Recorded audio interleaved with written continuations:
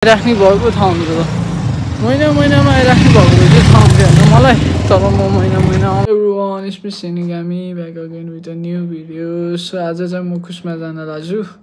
मेरो हजुरआमाको चाहिँ 84 छ त्यो भएको कारणले गर्दा चाहिँ म आज खुसमा जान लागिरहेछु सो म अघि नै जान्छु भनेर बसिरहेको थिएँ त्यसमा यता चल्नी उता चल्नी गर्दा ढिलो भइसक्यो भात खाएर जान्छु भनेर रेडी भएर बसेको थिएँ सो यता गर्ने उता गर्ने चक्करमा ढिलो भयो अब म चिया खान्छु चिया खाइसकेपछि जान्छु गएर यसो स्कुटरै लगेर बुझ्छु सिट बुझ्छु प्राइस बुझ्छु अनि पछि गएर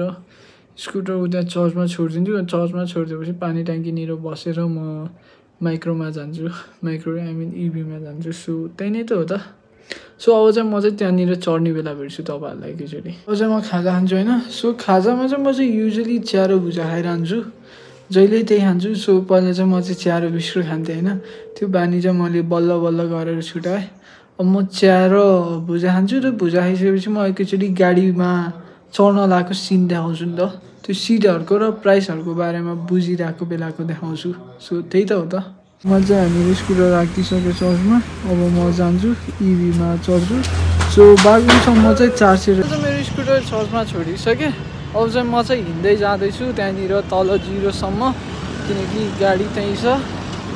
म चाहिँ इभीमा जानु लाग्यो है किन आएर भाइ मलाई किन यस्तो कालो देखिरहेको यस्तो कालो त म थिइनँ है सनस्क्रिन लगाउनु पर्छ जस्तो लाग्यो अब चाहिँ मलाई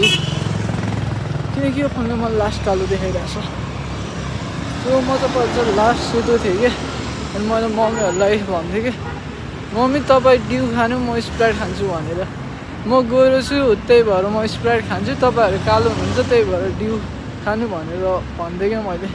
सो अब म चाहिँ गाडीमा गएर बस्छु अनि त्यहाँनिर कन्टिन्यू गर्छु सो त्यही त हो त भाइ